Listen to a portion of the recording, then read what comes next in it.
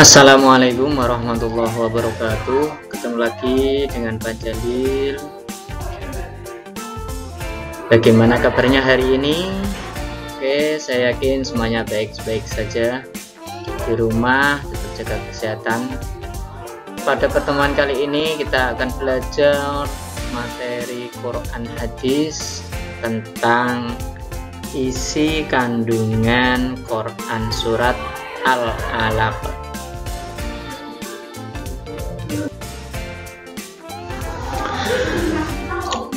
Tujuan pembelajaran pada sesi kali ini yaitu dengan mendengarkan video pembelajaran, peserta didik dapat menjelaskan isi kandungan Quran surat Al-Alaq. Yang kedua, dengan mendengarkan video pembelajaran, peserta didik dapat menyimpulkan isi kandungan surat Al-Alaq.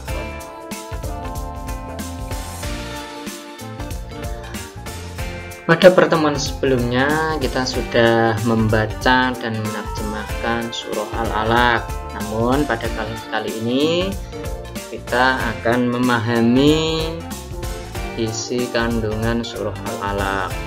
Surah Al-Alaq dalam mushaf Al-Quran menempati urutan ke-96, yaitu setelah surah At-Tin dan sebelum surah Al-Qadar. Surah Al-Alaq ini di dalamnya terdapat wahyu yang pertama kali turun, yaitu ayat 1-5 yang bertepatan dengan 17 Ramadan.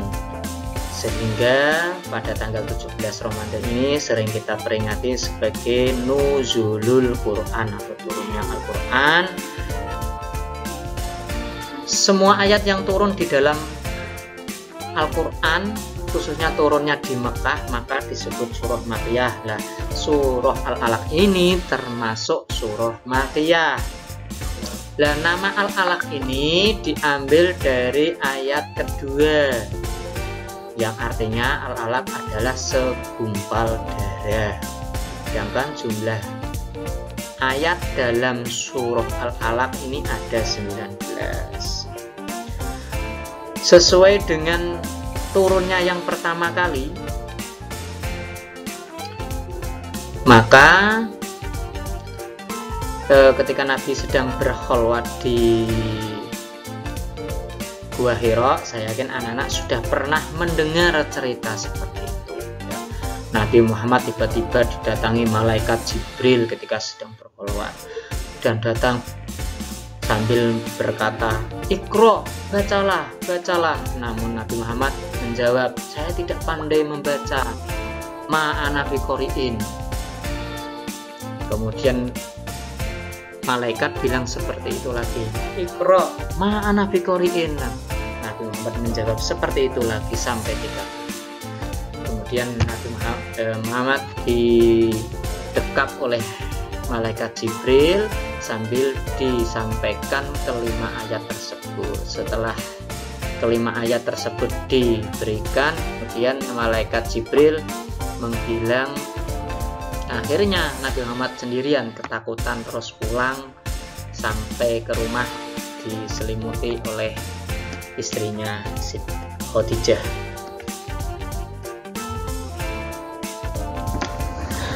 Adapun isi kandungan Quran surat Al-Alaq, mari kita bahas satu persatu. Ayat 1-5 ini sebagai ayat yang pertama kali turun di Gua Hira, ini menerangkan atau menjelaskan tentang pendidikan. Ayat yang pertama berisi perintah untuk belajar, yaitu membaca dan menuntut ilmu, baik agama maupun ilmu umum. Jadi kewajiban kita sebagai orang Islam, seharusnya kita harus belajar menuntut ilmu dimanapun, kapanpun. Bahkan Nabi Muhammad sudah memberikan penjelasan bahwa menuntut ilmu itu minal mahdi ilal lahdi, dari turun ayunan dari masa kecil sampai ke liang lahat, artinya kita sudah meninggal. Dan juga Nabi juga menyuruh menuntut ilmu itu dimanapun berada. baik sampai ke negeri Cina yang jauh, antara Arab sampai Cina itu kan jauh, tapi Nabi Muhammad suruh menuntut ilmu dari Arab sampai Cina itu kan jauh. Nah, jadi artinya menuntut ilmu itu tidak terbatas ruang dan waktu, usia, ya, usia baik kecil maupun dewasa, itu semuanya masih menuntut ilmu. Ayat kedua menyatakan bahwa manusia adalah diciptakan dari segumpal darah. Ini Allah menegaskan juga di dalam surat At-Tin bahwa manusia itu adalah sebaik-baik ciptaan, ya, makhluk paling baik. Sedangkan proses penciptaan manusia ini terdapat dalam surat Al-Mu'minun ayat 12 sampai 14. Meliputi beberapa tahapan. Yang pertama dari min sulalatim min tin, inti sari tanah, kemudian dijadikan nutfah, setelah nutfah atau aram ani, kemudian dijadikan alaqah, yaitu segumpal darah, kemudian berubah lagi menjadi mudghah, menjadi segumpal daging, kemudian dari daging kemudian dijadikannya ada tulang belulang atau idom, dan kemudian tulang belulang itu dibalut dengan daging atau idom lahman, kemudian baru diciptakan dalam bentuk lain, yaitu bentuk manusia yang utuh, dan ditiupkanlah ruh di dalamnya. Nah, tahapan seperti ini dijelaskan dalam surah Al-Mu'minun ayat 12-14. Sedangkan ayat ketiga terdapat dua pengertian pokok, yaitu untuk membaca sebagai penegasan ayat pertama, bahwa membaca itu adalah kunci utama, karena membaca tidak hanya membaca saja. Iqra itu diartikan tidak hanya membaca, tapi juga memahami, menelaah, bahkan sampai meneliti. Kalau pendidikan dilaksanakan seperti itu, pasti pendidikan akan semakin maju. Apalagi zaman sekarang teknologi semakin canggih, maka kita harus mempelajarinya juga agar tidak ketinggalan. Namun walaupun sudah tinggi ilmunya, diharapkan sesuai dengan ayat ini, manusia harus tetap beriman kepada Allah, karena ilmu yang tinggi harus disertai dengan iman yang tinggi pula.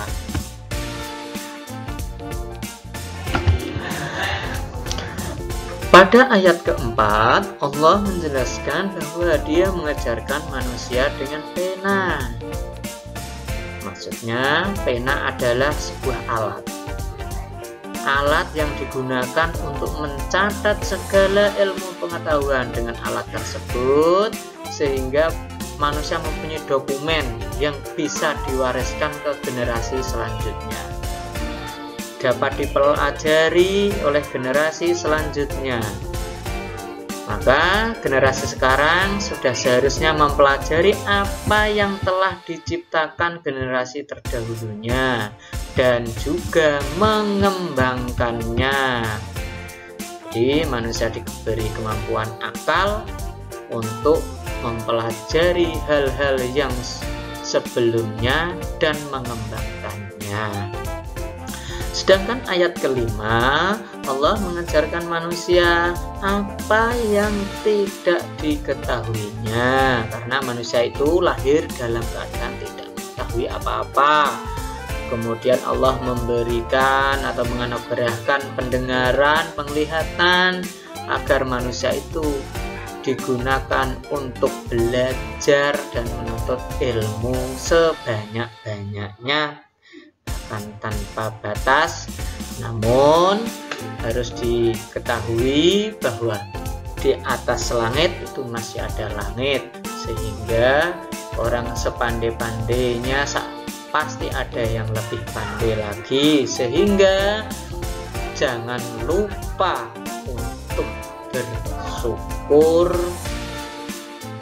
dan jangan lupa untuk tawadhu sebagaimana dalam akhlak kemarin sudah saya jelaskan. Untuk tawadhu, walaupun sudah merasa pinter dan merasa hebat, jangan merasa ini. Tetap tawadhu setinggi-tingginya langit, masih ada langit, sepandai-pandai seorang pasti ada yang lebih pandai lagi. Sedangkan ayat 6-19 berisi tentang kisah Abu Jahal, yaitu Allah memberi peringatan kepada Abu Jahal yang pernah melarang Nabi Muhammad untuk melaksanakan sholat. Abu Jahal mengancam untuk akan menginjak leher dan membenamkan wajah Nabi Muhammad ke tanah jika dia melihat Nabi Muhammad akan melaksanakan sholat. Namun kenyataannya setelah Nabi Muhammad melaksanakan sholat dan Abu Jahal itu melihat sendiri dengan wajahnya, ia tidak jadi, alias dia mundur, tidak bisa mendekati Rasul, tidak bisa mendekati Nabi Muhammad, itu tidak bisa, apalagi sampai menginjak leher dan membenamkan wajahnya, karena dia merasa ada parit dari api yang menakutkan dan bersayap-sayap, sehingga Abu Jahal itu takut, mau mendekat saja takut, apalagi mau menginjak lehernya, tidak mungkin. Maka dari itu, sebagai manusia seringkali kita melupakan kenikmatan dari Allah ketika merasa sudah kaya dan berkecukupan, atau merasa sudah pinter, sudah hebat. Akhirnya dia menjadi takabur atau sombong dan menganggap remeh orang lain. Untuk itu Allah pasti akan mengadab orang yang merintangi orang lain untuk berbuat baik dan beribadah di akhirat. Allah pasti akan merintangi, seperti Abu Jahal yang diancam oleh Allah karena selalu merintangi Nabi Muhammad. Ya, jadi pada ayat terakhir berisi larangan untuk mengikuti perilaku orang jahat. Nah, ayat terakhir berisi perintah juga untuk mendekatkan diri dan beribadah kepada Allah Subhanahu wa Ta'ala. Ya, saya kira itu penjelasan tentang isi kandungan Quran surat Al-Alaq ayat 1-19.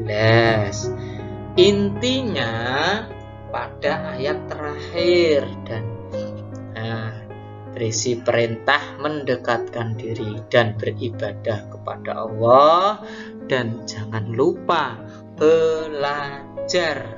Belajar itu tidak terbatas waktunya. Demikian penjelasan pada sesi kali ini. Kurang lebihnya mohon maaf. Assalamualaikum warahmatullahi wabarakatuh.